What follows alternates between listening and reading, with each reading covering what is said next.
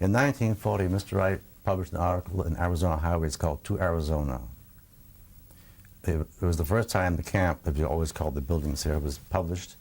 It was a state-run magazine, a very lovely magazine, and he said in this article, keep Arizona America's playground. Let people come here for climate. Let people escape the cold, escape the misery of the East in the wintertime, and have a chance to enjoy the sunshine and the clear air. Don't overdevelop it. Don't overcrowd it. Keep the desert beautiful. And exactly everything he suggested Arizona do, they didn't do. They went the opposite direction. They brought in the little ticky-tacky houses. They brought in the developments. The first thing they do, really, even our neighbors here, is scrape the desert off, get rid of all the beautiful foliage, all the beautiful plant life, all the beautiful rock formations, and they put up these Mission colonial and Spanish colonial and things which belong in 17th century Portugal and not the Arizona desert, and they're this close together with all the space. It's criminal. It's absolutely criminal.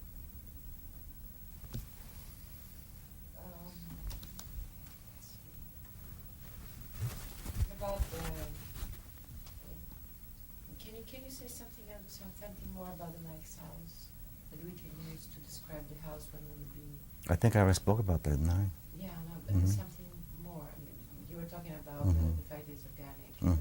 We are going to film the Mike's house.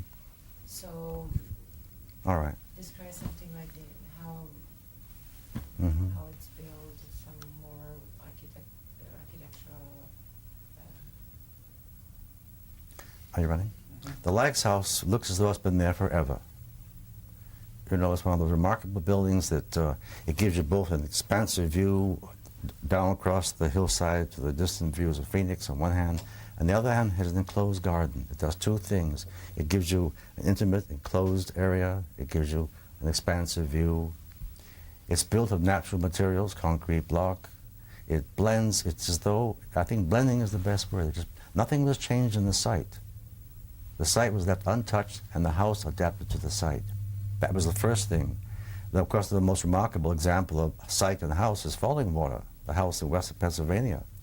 And when Mr. Wright showed the drawings to Kaufman, Mr. Kaufman said, but Mr. Wright, you put the house over the waterfall. He thought the house would be on the side looking at the waterfall. And Mr. Wright said, yes, E.J., he called him E.J. He said, yes, E.J., not just to look at your waterfall, but to live with it. To live with the sound of it. And it's a remarkable thing at Fallingwater. You cannot see the waterfall until you get up and you walk out and you make some effort to see this beautiful thing in nature. You just don't look at it through a plate glass window and sit there like a fat cat. You have to make some effort to nature because nature has made this beautiful effort to you. That's what Mr. Wright meant about house and site. And he always said that a landscape, a beautiful building placed properly with landscape makes the landscape more beautiful than it was before because it could act as a focus. You set this view, you get that view, you turn here, you see something else. It's constantly refreshing you. And you never see the same thing twice. I remember a client of Mr. Wright's in the house, in the Freeman House in Los Angeles. I was there to visit him. He'd been in the house 50 years. And he came in the living room and he said, you know, every morning I come in this room, I see something I never saw before. That's the magic of interior space. The Pottery House in Santa Fe was originally designed for it to be in sort of a swirling sea of sands near El Paso, Texas. It was designed as sort of a secure thing in amongst an area where the shifting sands moved all the time. It was designed for a site which was down, and the house was around the patio, everything, not too much view outside. One or two places you could go outside and see a terrace, but for the most part, to protect yourself against the sandstorms, to be within. Sited the way it is in sited the way it is up on a mountainside is the wrong site for that house. It was also upscaled. You have to be careful when you tamper with the original design. You have to be very careful that you don't lose a sense of proportion. But I think the Pottery House, and there's also one built here in Phoenix, although it's quite different, although it's inspired from the same design, they're both very different houses. And the interesting thing about the design is Mr. Wright himself never finished it. The elevations show 2 or 3 different ways of configuring the walls.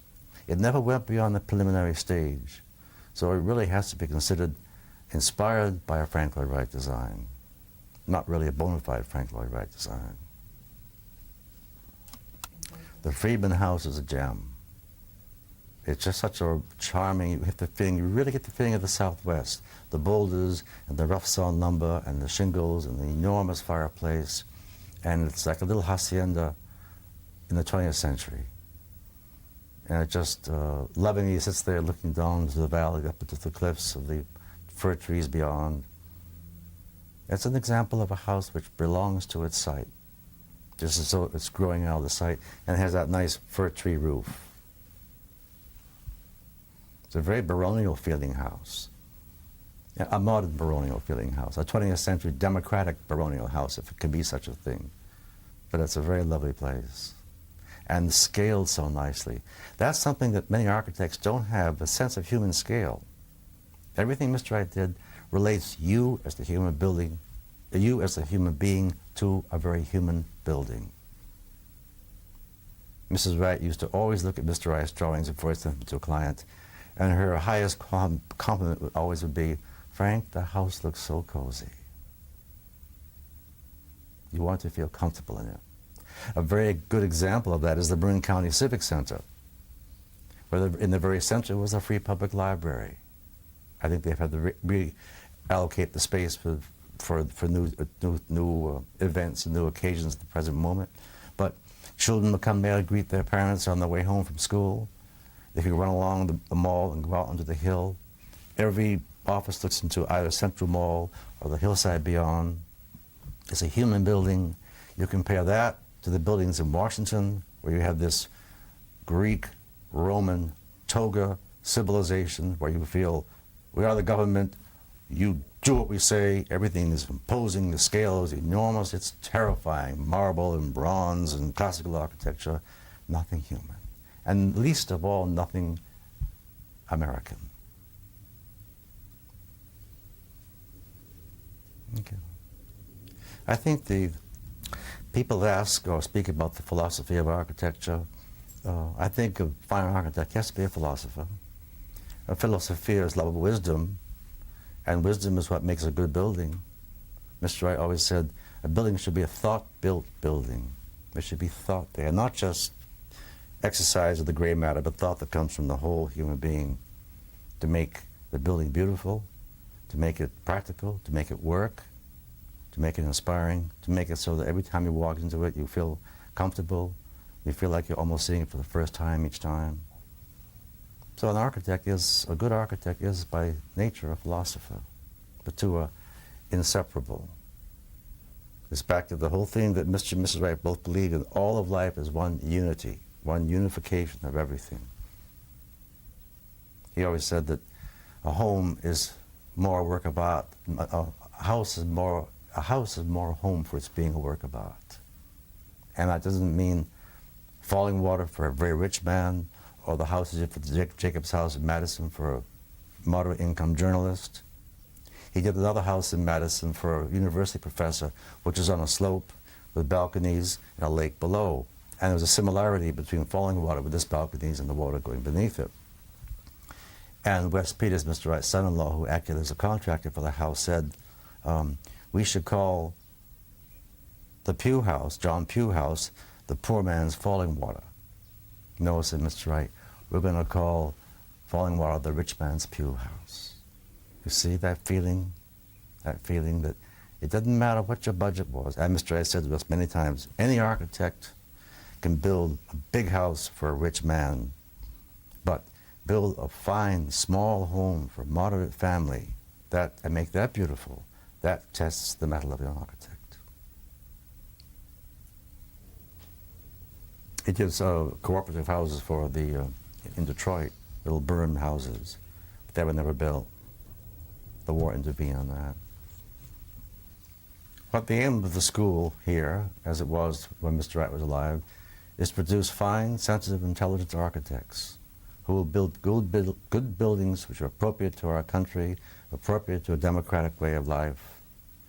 And in that way, I'm quite sure that in the future, we will see things like Broadacre City develop where a community wants to start afresh and not strip out the desert and reduce it all just to a flat plateau the way they do here, the developers here.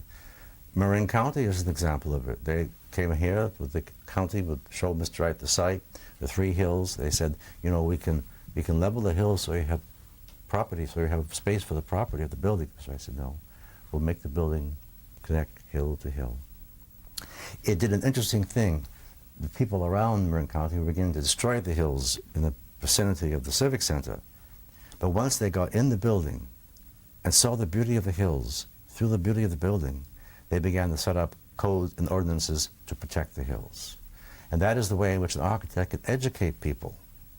And the time will come when cities will they'll decay. They're already pestilence, there are already crimes, there's already invasion of privacy, pollution. I mean, the cities are just horrifying at committing suicide. And society will, with the attention of good architects. And it's going to take the architects to do it. Because all the other arts you can avoid. You don't have to read a book, you can forget music, but buildings you are born in and you die in, and they influence you accordingly. And if there are enough good architects building good buildings, I'm convinced the society will move away from this urban sprawl and live in a more loving landscape environment, and buildings that love a landscape as well.